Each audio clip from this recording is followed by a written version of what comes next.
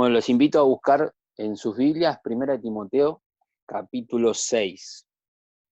1 Timoteo, capítulo 6. Vamos a leer los últimos dos versículos de esta carta, versículo 20 y versículo 21. 1 Timoteo 6, 20 y 21. El título que le pusimos a este mensaje, mini mensaje, porque queremos que sea corto, un pensamiento para que puedan meditar en sus casas. El título es Guardadores de la Fe, es lo que nosotros debemos ser. Dice así la palabra de Dios: Oh Timoteo, guarda lo que se te ha encomendado y evita las palabrerías vacías y profanas y las objeciones de lo que falsamente se llama ciencia, la cual profesándola algunos se han desviado de la fe. La gracia sea con vosotros. A modo de ilustración, les comparto un extracto de algo que leí por este mensaje. Dice así: faltaban 2 semanas para el anuncio del corralito. Promediaba más o menos noviembre del 2001. Los rumores de una crisis financiera pululaban y Silvia temió por sus ahorros. Ella dijo: decidí sacar los fondos. Fui al banco y me dijeron que tenía que esperar 48 horas. Pensó en volver después. No se imaginaba que ese después no llegaría nunca. Otra persona, María Teresa, dijo: habíamos perdido los ahorros de toda la vida. El corralito fue un avasallamiento al derecho a la propiedad. En esa época se pensaba que el ahorrista estafado tenía mucha plata. Se decía: reaccionan porque les tocaron el bolsillo. Sí, pero un bolsillo trabajado, bien ganado. María Teresa y otras personas recuerdan que durante años siguieron yendo a la puerta de los bancos a repartir folletos para alertar a los clientes sobre los riesgos. Lean la letra chica, no se olviden de lo que nos pasó a nosotros. El mismo banco que había prometido cuidar de sus ahorros había tirado por el piso su compromiso con el dinero de sus clientes. Capaz que algunos de ustedes no han experimentado el corralito porque son posteriores al 2001, no sé cuántos nacidos del 2001-2002, qué viejo me siento, pero yo lo recuerdo bastante bien. Fue un momento muy difícil para muchos y creo que es algo que jamás quisiéramos que nos pase, que un lugar donde nosotros confiamos parte de nuestro dinero, nuestros ahorros, de golpe deja de pensar en nuestros intereses para solo pensar en los suyos y de alguna manera recibir una traición. Y escribí esto: así como un banco debe proteger el depósito de sus clientes de robos o engaños, el cristiano debe guardar la fe, evitando ser corrompido y profanado por sabiduría falsa y vana. Esto es lo que veremos hoy. Dicen que una de las maneras de conocer una carta de manera rápida es leer el principio, leer el final. Justo con esta carta, con 1 Timoteo, nos viene re bien, porque como lo que leímos nosotros es la misma manera con la que comienza nuestro hermano Pablo, el apóstol Pablo. Miren capítulo 1, versículo 3. Le está hablando Pablo a su amado hijo espiritual Timoteo y le dice: como te rogué al partir para Macedonia, que te quedaras en Éfeso para que instruyeras a algunos que no enseñaran doctrinas extrañas, ni prestaran atención a mitos y genealogías interminables, lo que da lugar a discusiones inútiles en vez de hacer avanzar el plan de Dios, que es por fe, así te vuelvo a encargar ahora. Y versículo del capítulo 1, versículo 18, 1:18 dice: esta comisión te confío, hijo Timoteo, conforme a las profecías que antes se hicieron en cuanto a ti, a fin de que por ellas pelees la buena batalla. Entonces, en el capítulo 1 y en el capítulo 6 tenemos como que nunca Pablo en su carta dejó de pensar una sola cosa: Timoteo, guarda la fe. Timoteo, guardá esto que se te ha encomendado.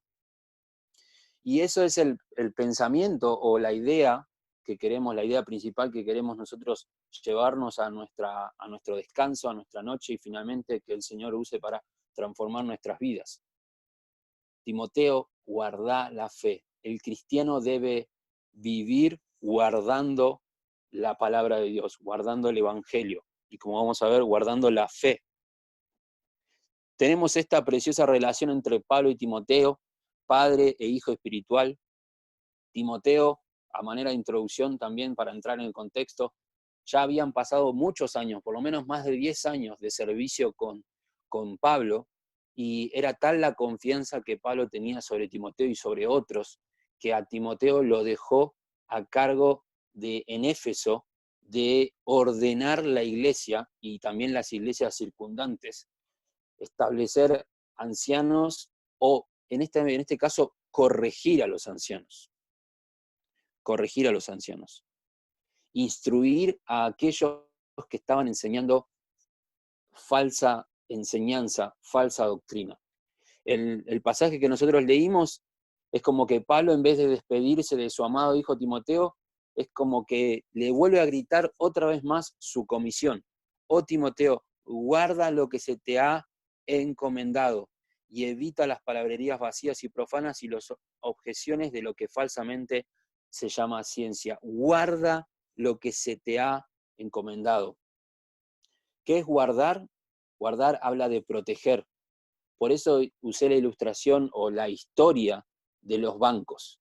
En la época del corralito lo que no pasó justamente fue esto. El banco no fue un guardador, un protector, alguien que hace vigilancia, protege. Si yo doy a alguien algo para que lo guarde, es porque he confiado en esta persona. Leímos recién en el versículo 18 que Pablo le dijo, te confío, hijo Timoteo, lo que te hemos encomendado. Guardar habla de eso. Y cuando dice, guarda lo que se te ha encomendado, esta palabra encomendado habla de depósito. Parece realmente que habla de un banco porque es así. Es algo preciado que tenía en mí, te lo he depositado bajo tu protección, bajo tu responsabilidad, y ahora eres encargado de guardarlo. Eres un guardador de esto que te hemos depositado en tu vida. Creo que es 2 de Timoteo, versículo, de vuelta a la página 1:14, aunque 2 de Timoteo tiene otro carácter, otra atmósfera, fue escrito después, obviamente, de 1 Timoteo, pero miren 1:14 dice, guarda mediante el Espíritu Santo que habita en nosotros el tesoro o el depósito, dice algunas versiones, que se te ha sido encomendado.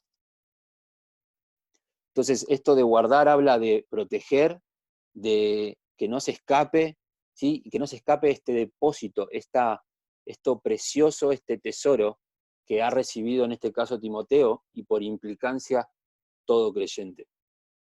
¿Cuál era la encomendación principal en Timoteo?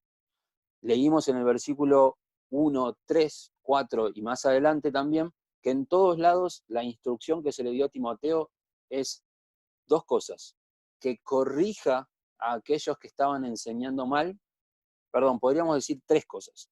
Lo segundo es que no caiga en esas vanas palabrerías, vanas discusiones, genealogías interminables, cosas que no tenían sentido, que eran falacias, eran huecas, ¿sí? Que tenían aspecto de cosas grandes, tenían aspecto de ser cosas importantes a tratar, pero por dentro eran falsas. No tenían ningún sentido tratar con esas cosas. Entonces lo primero era que corrija a aquellos que estaban enseñando eso, que él no caiga en esas cosas, y lo tercero es que enseñe la verdad. Las tres van de la mano, ¿sí? Porque enseñando la verdad está corrigiendo a aquellos que están enseñando el error, y al mismo tiempo, si él enseña la verdad, si está guardando la verdad, no está cayendo en la falsedad, ¿sí? Pero esta es la encomendación que se le dio a Timoteo como supervisor, podemos decir, de la iglesia en Éfeso y sus alrededores. Lo interesante es que este guardar, esta encomendación que él había recibido, había sido que hacia los ancianos de la iglesia.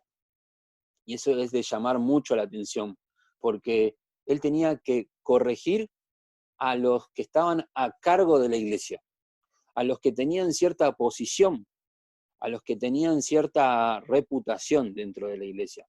¿De dónde sacamos eso? Bueno, no sé si han leído ustedes el libro de los Hechos, pero en Hechos, capítulo 20, desde el versículo 23 en adelante, vemos que Pablo se junta con los ancianos de Éfeso en Mileto. Y si quieren acompañarme, 20:30, Hechos 20:30,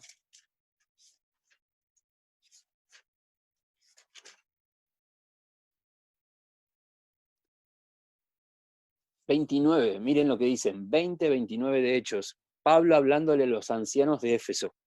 Sé que después de mi partida vendrán lobos feroces entre vosotros que no perdonarán el rebaño, y que de entre vosotros mismos se levantarán algunos hablando cosas perversas para arrastrar a los discípulos tras ellos. Pero el 31 dice, por tanto, estad alerta, recordando toda la instrucción, todo el consejo de Dios que Pablo le había dado a ellos. Volviendo entonces a la carta de Timoteo, esta encomendación que recibió Pablo era de corregir lo deficiente, de enseñar la verdad, de guardarla y por ende no caer en aquellas cosas. Entonces, guardar lo encomendado era, en pocas palabras, guardar la fe. Por eso el título, Guardadores de la Fe. ¿Y qué es la fe? ¿Qué es la fe? Podemos tranquilamente decir, ¿será que esto tiene que ver con meterme en un seminario? ¿Será que esto tiene que ver con leer libros de teología sistemática solamente? ¿Será que guardar la fe tiene que ver que me tenga que comprar muchos libros cristianos y guardarlos en mi habitación como para protegerlos? ¿Será que tengo que guardar la fe es memorizar toda la Biblia? ¿Qué es guardar la fe? Bueno, guardar la fe implica que toda mi vida está comprometida a leer las Escrituras, no solo leerlas, entender las Escrituras, creer las Escrituras, amar las Escrituras, obedecer las Escrituras, finalmente enseñar las Escrituras y hacer discípulos, finalmente. Eso es guardar la fe. Y ahí podemos decir que no está incluido esa encomendación, no es solo hacia nuestro hermano Timoteo, sino hacia todo creyente. Guardar la fe es una responsabilidad preciosa. Es como cuando alguien recibe algo de valor, hemos recibido la fe de generación en generación, pero principalmente Dios nos dio la fe, Dios nos dio qué creer, Dios nos dio la capacidad aún de creer, Dios nos abrió los ojos para ver y creer, pero nos dio el contenido de la fe, y ese contenido es el que a nosotros nos hace vivir por fe y para fe. Entonces, este combo que podemos llamar la fe es lo que nos sirve no solo para la eternidad, sino para nuestra vida hoy en día, guardar la fe. Y es una encomendación que nos ha caído a nosotros por pura gracia, puro privilegio.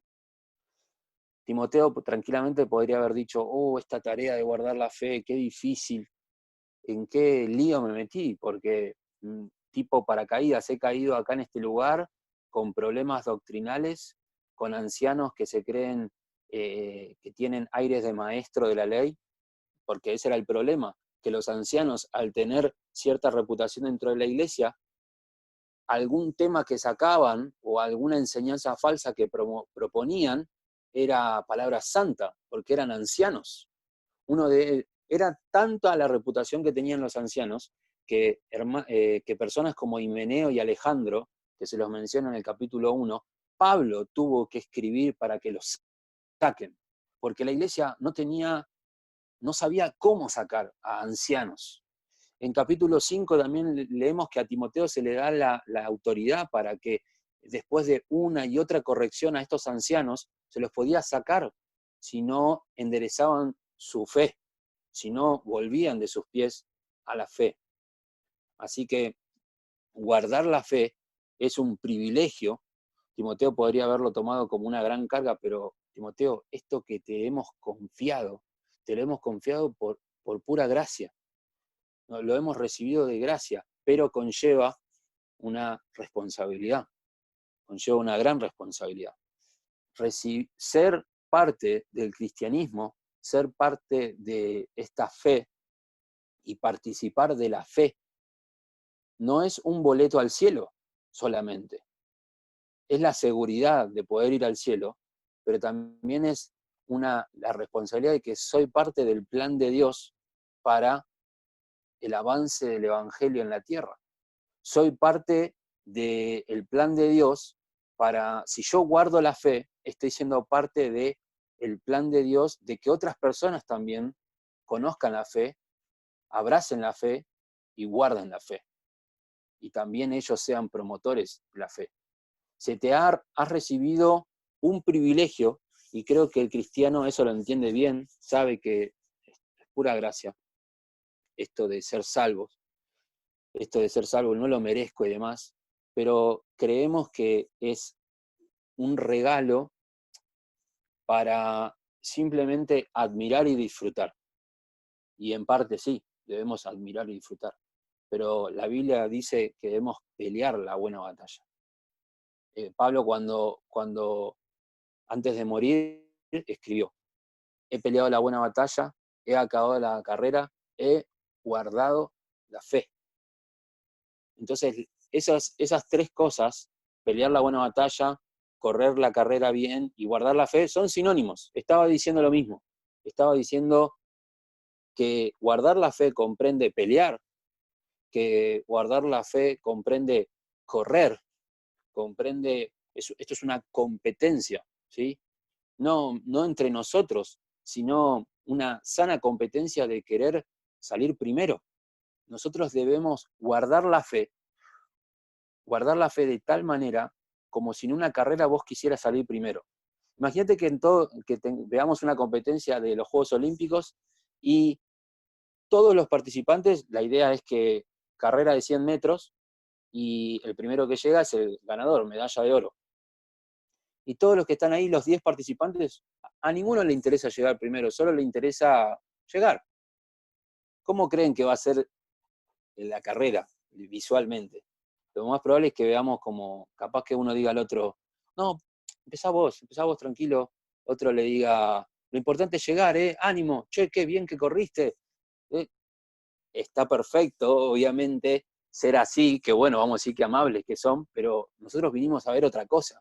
Vinimos a ver tenacidad, vinimos a ver como que se iban a sacar los ojos, vinimos a ver que iban a darlo todo, vinimos a ver que iban a querer pasar al otro. ¿Pero por qué?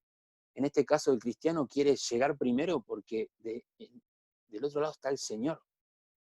En Filipenses leemos que Pablo dice que corría de tal manera que quería asir a Cristo. Es como una sana competencia o una sana ambición. Mi ambición es querer guardar la fe. Y mi ambición es querer pelear de tal manera que yo mate al enemigo. Mi enemigo no es el creyente, sino es como si estuviera peleando contra alguien. ¿Y contra quién estoy peleando? Y estoy peleando contra todo lo que no me deja guardar la fe. Y estoy corriendo la carrera, y corriendo la carrera de tal manera, de querer salir primero. ¿Y contra quién estoy compitiendo? Y contra aquellas cosas que no me dejan guardar la fe. Entonces, guardar la fe es un privilegio. Esto es parte de la fe, que nosotros nos estemos juntando, que estemos disfrutando de cantar a Dios. Pero yo creo que los falsos maestros tenían un mal concepto de la fe. Lo veían de ese lado, del lado de que la fe me hace ser alguien ahora. Y sí, la fe, en este caso a ellos, como ser cristiano, quizás al falso maestro, quizás al anciano que estaba en el error, él creía que, bueno, ahora tengo un nombre, bueno, ahora puedo hacer carrera por acá, bueno, ahora guardar la fe me hace ser cristiano y, bueno, soy una persona que me piden consejo. Ser cristiano ahora está bueno, tener esto de la fe es un privilegio y es algo hermoso, tiene sus beneficios porque yo toda pelea que tenga con alguien la voy a ganar porque yo soy anciano y guardo la fe. Yo creo que guardar la fe para los falsos maestros le veían como querían sacarle ganancia deshonesta, querían sacarle el provecho a la fe. Es como vemos nosotros en muchos lugares hoy, pero quiero ir, antes de pasar después, y pensar en nosotros. Nosotros podemos tener en nuestros corazones cierta inclinación hacia ver la fe como beneficiosa para mí, provechosa, en el mal sentido de provechosa. Entonces, guardar la fe tiene que ver con un privilegio, pero es una encomendación a trabajar, al esfuerzo, a la pelea. Es como que es un banco que está queriendo sacar los intereses para sus clientes al máximo, quiere ganar, quiere ser el mejor banco, quiere que otros clientes vengan, porque está dispuesto a decir, tengan confianza en nosotros, dejen sus depósitos conmigo, que yo soy un buen guardador de sus intereses. Entonces Pablo dice, oh Timoteo, guarda, por favor. Está en carácter imperativo, es una orden, pero hay detrás de eso como un ruego. Te pido, Timoteo, que guardes lo que se te ha encomendado. Lo segundo que veríamos tiene relación porque esto es una especie de, bueno, ¿qué hay que hacer? Hay que guardar la fe. Y la segunda pregunta es, ¿y cómo hay que guardar la fe? Bueno, una de las maneras, o la manera negativa es evitando ciertas cosas. ¿Qué es lo que hay que evitar según el versículo 20?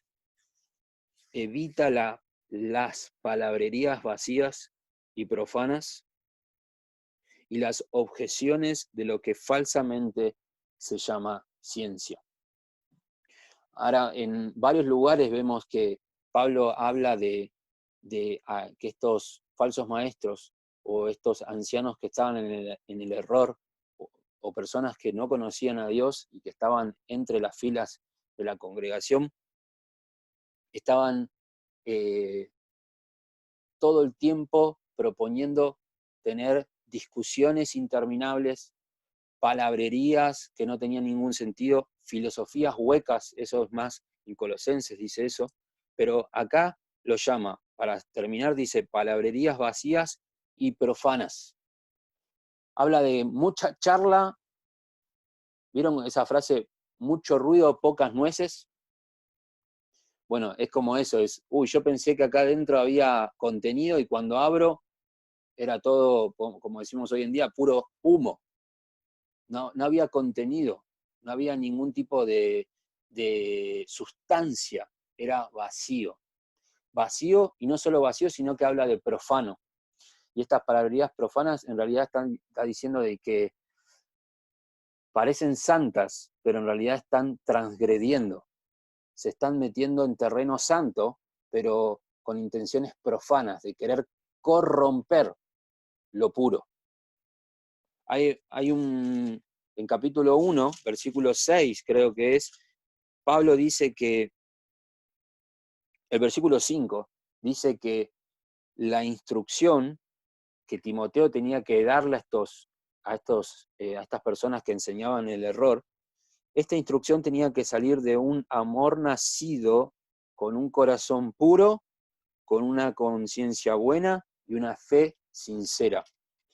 Bueno, los que en realidad proponían palabrerías vacías y profanas no tenían ni un corazón puro, Cuando hablamos de corazón puro, hablamos de un corazón limpio, claro, con intenciones claras y puras de buscar el bien, de buscar la gloria de Dios. No tenían, en su mundo interior no buscaban eso, tenían corazones engañosos, corazones turbados, corazones nublados, corazones entenebrecidos, como dice Romanos, que solo tenían la intención de, como vamos a ver después, quizá la intención de autopromoción, de ganancia, de llenar sus bolsillos, etc. Y tampoco tenían una buena conciencia, lo hacían con conciencia cauterizada quizás, y no tenían una fe sincera. Su fe no era honesta, su fe era perversa, su fe era engañosa, su fe era traidora. Ellos estaban mostrándose como maestros de la ley, como yo quiero ser tu obispo, yo quiero ser realmente de bendición para tu vida, pero en realidad atrás estaban queriendo otra cosa. Entonces Pablo le dice a Timoteo, la manera de guardar, vos no podés guardar la fe si no evitás estas cosas. Vos no podés guardar la fe si no quitás, si no la palabra evitar habla de salirse del camino. Si no te salís de este camino, salite, no estés ahí. No, por más que estemos hablando de tus colegas, Timoteo, de tus pares, no te metas ahí. No tiene ningún sentido. No te permite esas cosas guardar la fe. Evitalas. Y también habla ahí objeciones o discusiones, creo que hay en otras versiones, discusiones de lo que falsamente se llama ciencia, o se llama en otros lugares, le dicen sabiduría. Claro, estas personas les encantaba proponer discusiones que hasta por ahí no se sabe bien el contenido de las discusiones y de las charlas y de las palabrerías que tenían pero sí se sabía que eran con respecto a la ley, con respecto a las genealogías, a las cronologías del Antiguo Testamento, quizás temas acerca de Moisés, de Adán y Eva, quizás temas interesantes dentro del mundo cristiano, ¿sí? Pero lo querían hacer simplemente para, en este caso, mostrarse sabios, mostrarse con conocimiento, con ciencia, como diciendo, viste que yo sé, mira, ¿qué te parece si charlamos acerca de esta teoría? ¿Escuchaste hablar al rabino tal que te dice de tal cosa? Charlemos un poquito. No, ¿y vos qué pensás? ¿Y yo qué pienso? Pum, pum, pum, pum.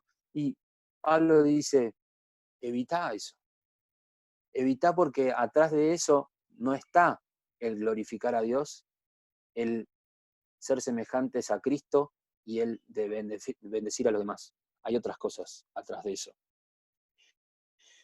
Y justamente lo que hay atrás de eso es versículo 21.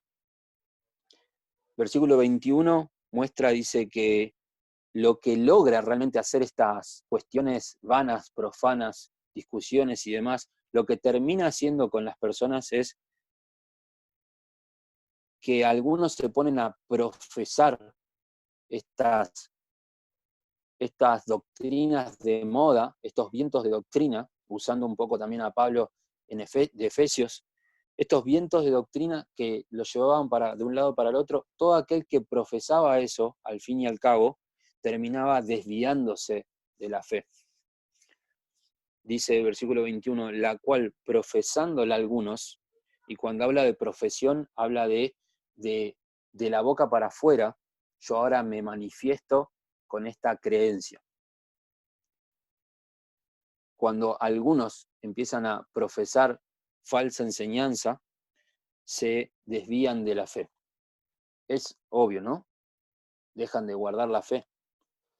Entonces Pablo lo que está diciendo es, Timoteo, guarda la fe, mantenete acá.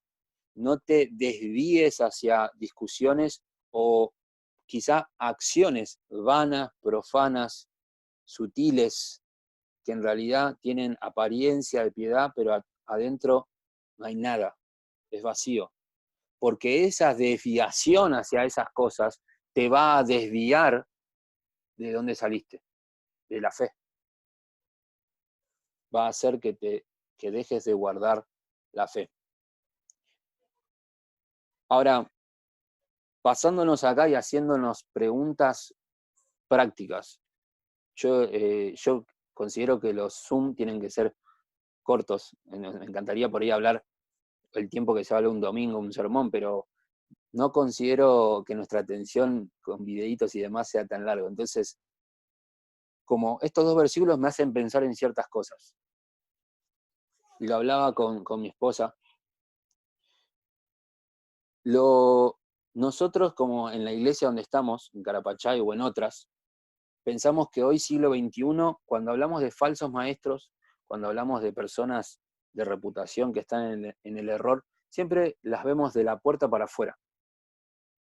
Es el primer detalle que a mí me vino a la mente, que Pablo estaba diciéndole a Pablo que tenía que corregir cosas de adentro, que había falsos maestros adentro. Con esto no quiero generar ningún tipo de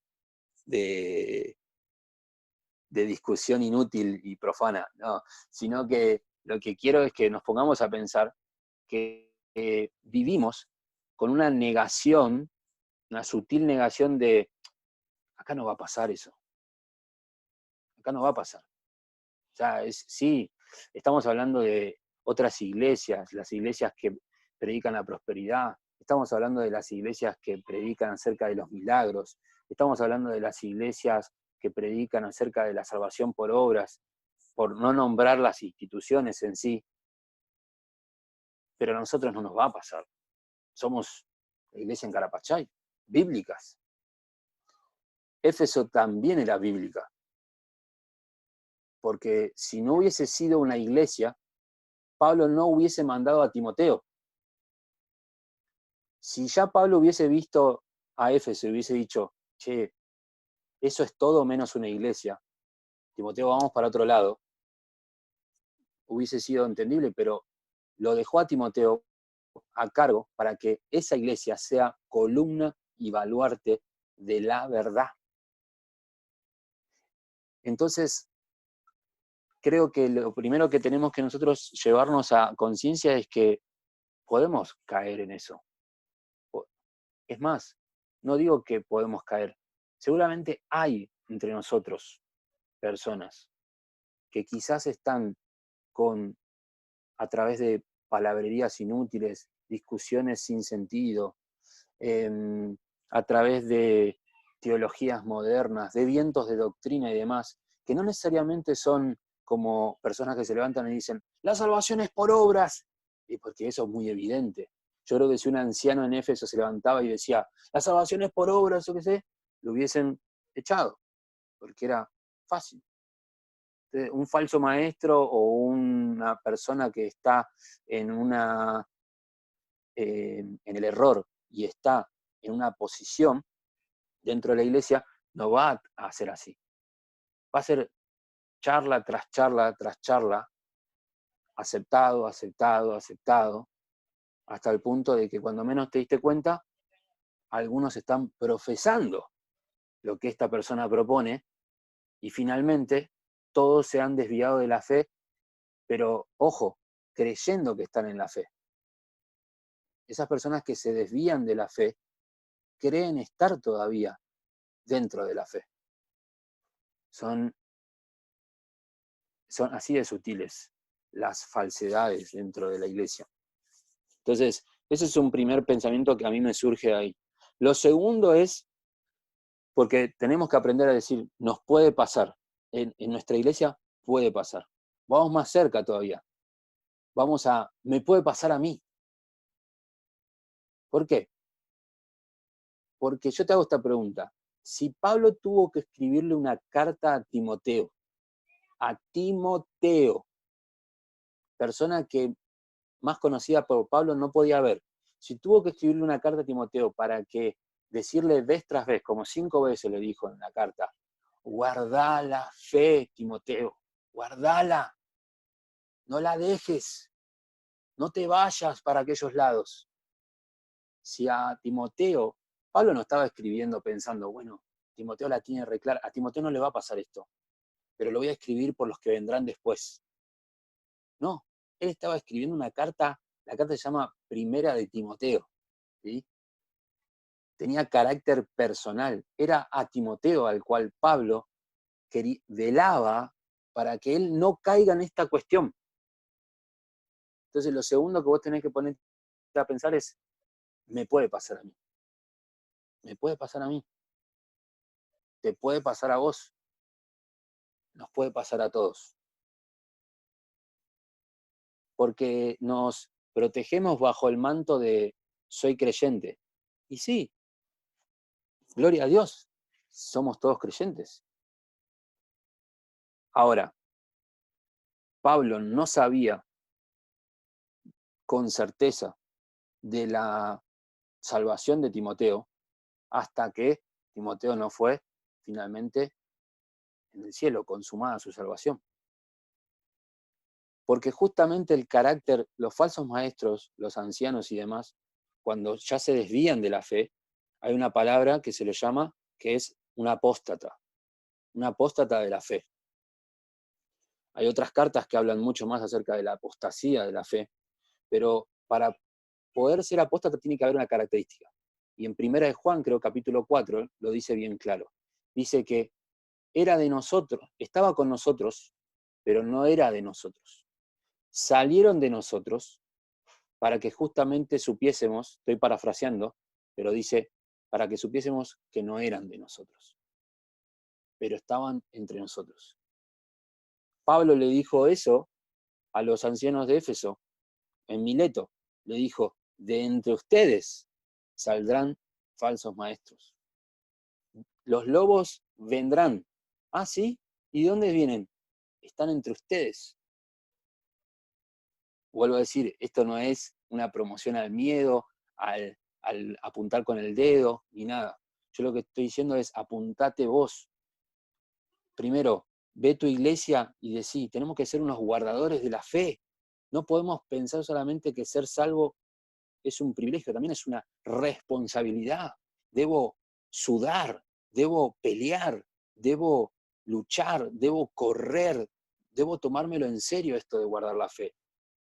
Y lo segundo es porque en mi iglesia puede haber falsos maestros. Y lo segundo es, yo puedo ser un falso maestro, yo puedo desviarme hacia esas cuestiones necias, vanas, profanas, huecas, llamadas ciencia.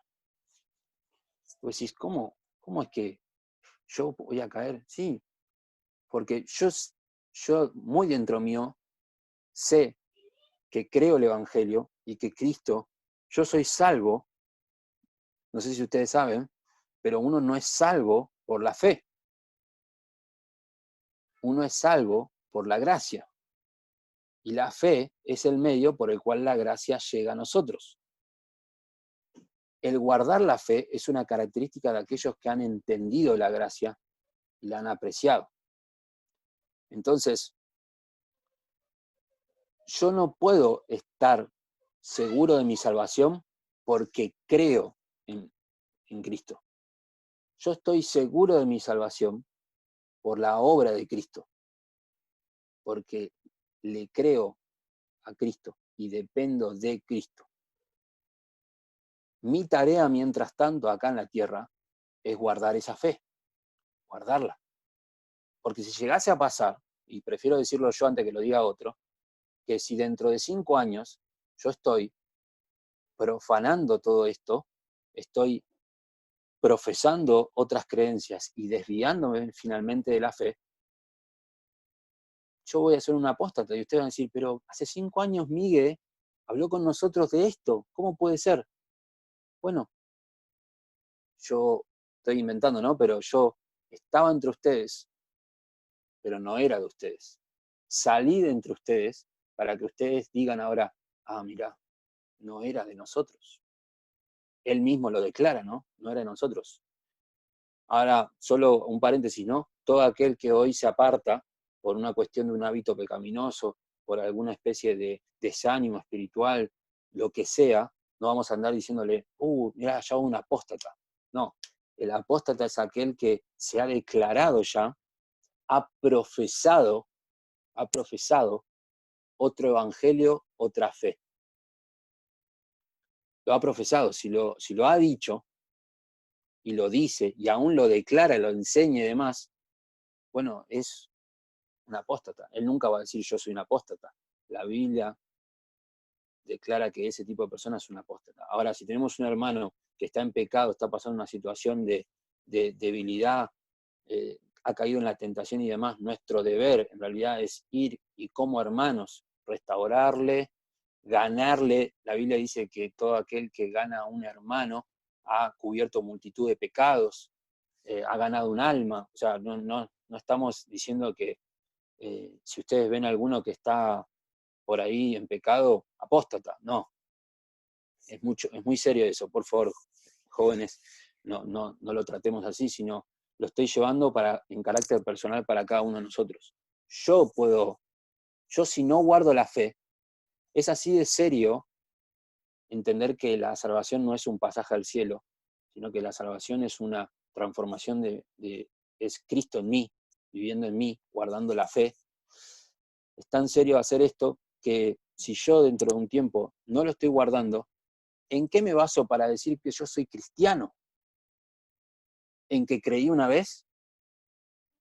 ¿En que aunque estoy viviendo en pecado, no, pero yo creo, estoy pasando por una situación, pero creo? ¿En qué me baso? En mi fe me estoy basando.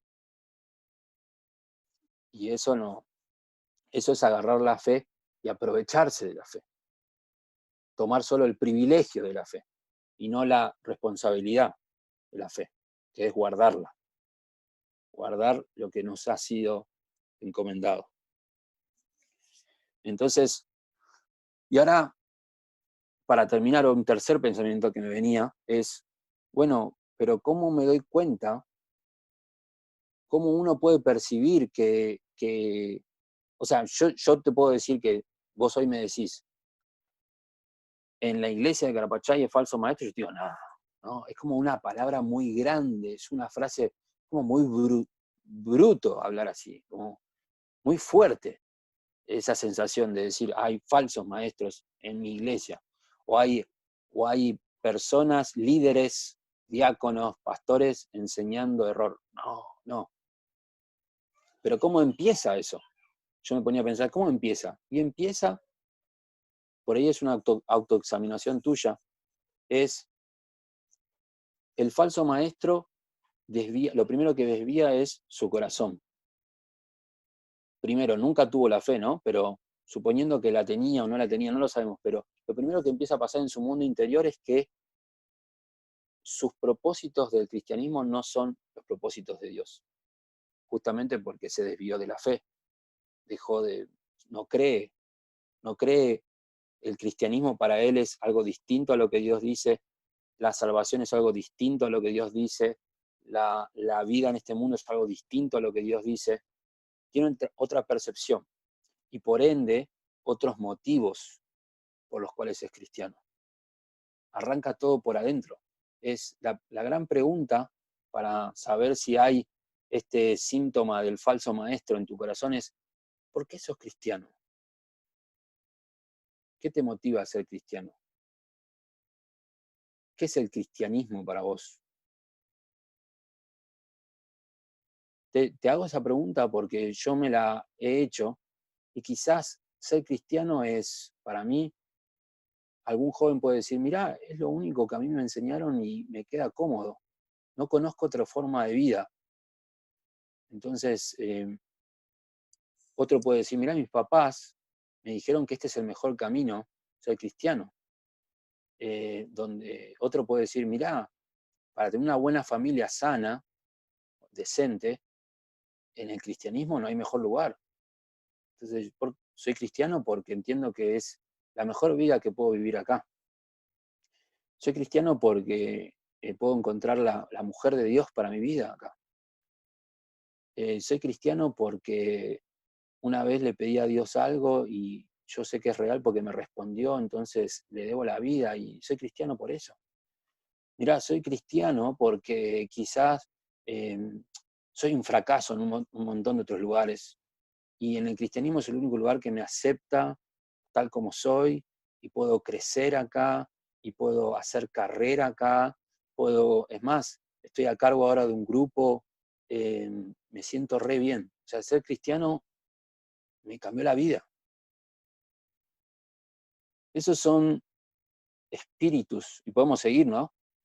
La verdad que para ser cristiano, me esforcé un montón, porque hay que ser inteligente por los temas que se tocan, teología, doctrina profunda. Yo veo que entre los jóvenes se habla un montón de estas cosas y hay que estar a la altura.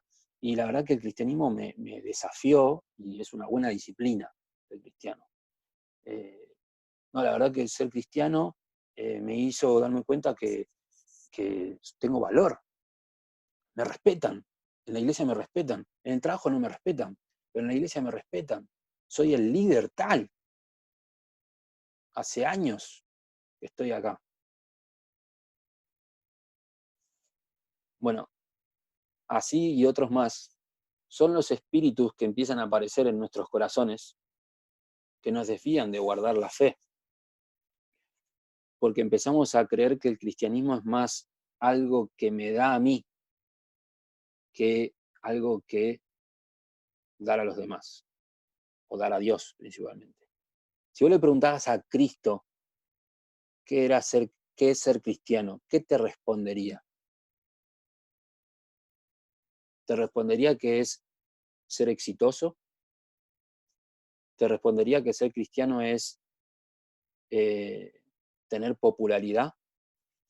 ¿Te respondería que ser cristiano es tener un equilibrio económico?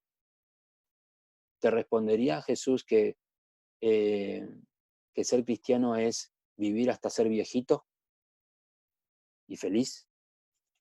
¿Te respondería que ser cristiano te llena de amigos? ¿Qué te respondería Jesús? Ser cristiano es ser un pequeño Cristo. ¿Qué te respondería Cristo acerca de tu cristianismo? Terminamos leyendo el pasaje otra vez. Oh Timoteo, guarda lo que se te ha encomendado y evita las palabrerías vacías y profanas y las objeciones de lo que falsamente se llama ciencia, la cual profesándola algunos se han desviado de la fe. Que el Señor nos ayude, por favor, cuando termine esta reunión, pensá los motivos de tu corazón, pensá si realmente estás viviendo para Dios o viviendo de Dios. Pensá si realmente estás guardando la fe para tu conveniencia o guardando la fe porque has entendido la responsabilidad que tenés ahora siendo cristiano. Pensá, por favor, porque de entre nosotros el día de mañana puede haber personas que se vayan engañadas a través de teologías, aún, no quiero decir una herejía, pero aún una teología correcta puede ser una basura en la actualidad, porque una vez entre amigos hablamos y decíamos, si vos estudias algo hoy que no te lleva a transformar tu carácter a la imagen de Cristo, eso es basura hoy para vos. Es un churrasco muy grande que no te sirve para nada. Tendrías que estar tomando sopa. No te sirve ese churrasco porque no te está formando el carácter a la imagen de Cristo, si no te hace un buen hijo, un buen esposo, un buen padre, un buen alumno, si no te hace un mejor hombre, una mejor mujer, si no te hace un mejor siervo, una mejor sierva, si no te hace más semejante a tu Salvador, esa enseñanza no es propicia, apropiada para ahora, sea la que sea. Y más los jóvenes, perdón pero los jóvenes deben huir de sus pasiones juveniles. ¿Cuáles son? Lo sexual, puede ser, pero lo más que le gusta al joven es creer que se lo sabe todo, creer que está bien, creer que yo soy, y las pasiones juveniles es creerse, ponerse a la altura y decir, tener orgullo, soberbia en el corazón. Si vos hoy no podés llegar a pensar de que vos podés ser un desviado de la fe, es porque hay orgullo y soberbia en tu corazón. Imagínate Timoteo recibiendo la carta de Pablo y diciendo, Pablo, ¿qué me escribió? ¿Cómo se atreve a hablarme a mí? Encima que me deja a mí acá en Éfeso. ¿Cómo me va a dar esta carta? Tendría que estar alentándome, diciéndome, dale, capo, menos mal que te quedaste ahí, sos un grosso, estoy orando por vos. No, me dice que guarde, que no caiga en estas cosas, que no sea tímido, que avive el fuego del don. Y sí, porque ese es un cristiano. Alguien que tiene que pelear, que tiene que batallar, que tiene que sudar hasta la sangre, hasta que estemos en presencia de nuestro Señor. Oramos. Padre, te damos muchas gracias por este tiempo. Ruego, Señor, que no deseo que sea recordado el mensaje o el pensamiento, sino que nos transforme, Señor. Por favor, que nos transforme realmente aquellos aspectos que debemos dejar, que nos lleve a guardar aquellas cosas que no estamos guardando. Señor, si hay pecado en alguno de mis hermanos o en mí, sácalo a la luz, Señor. Si hay motivaciones incorrectas, sácalas a la luz. Usa tu palabra como un espejo para vernos realmente. No nos consideramos falsos maestros hoy, ni falsos cristianos, ni nada. No estamos para pensar eso ahora, sino que queremos salir acá diciendo, quiero guardar tu palabra, quiero leerla, quiero entenderla, quiero escudriñarla, quiero amarla, quiero obedecerla, quiero enseñarla, quiero compartirla, quiero protegerla, aunque tu palabra es la que nos protege a nosotros. Quiero estar preparado para defender mi fe ante aquellos que quieren tomar un poco de tu gloria y destruir las almas que tú quieres salvar. Usa, Señor, a estos jóvenes para tu gloria, Señor. Acá tenemos futuros siervos, quizá pastores, diáconos, padres, siervas que te aman, que pueden instruir vidas de generación en generación. Bendice, Señor, a este grupo en Cristo Jesús. Amén.